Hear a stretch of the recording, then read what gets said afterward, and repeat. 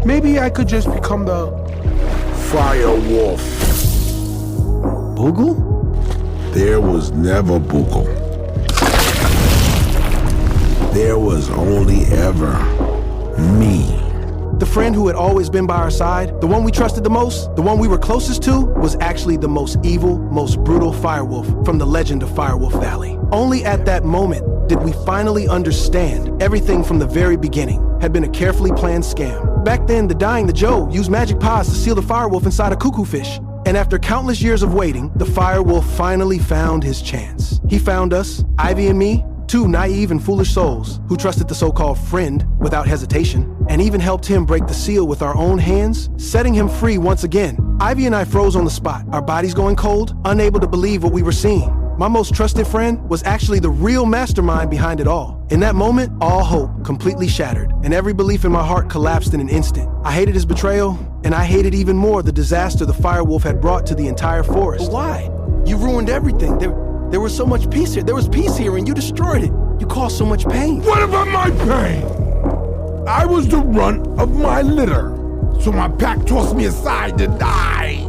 And none of the other creatures wanted me around. So I promised myself that one day I would burn the valley down, and those who survived would bow down to me. Just then, Ivy suddenly rushed toward the magic pods. She wanted to transform into a stronger creature to fight the firewolf. But the firewolf bit her down instantly and violently flung her away. Then the firewolf burned down all the remaining pods. It's time the valley was ruled by fear again. Now fully revived, he clearly wanted to reclaim everything that once belonged to him. But I didn't abandon Ivy. I dragged my weak body, desperately pulling her, even though she weighed several times more than me, step by step, struggling toward Bird Mountain. For an entire day and night, I never stopped and I never rested. With nothing but sheer willpower left, I finally brought Ivy back to Bird Mountain. Ivy? Help her.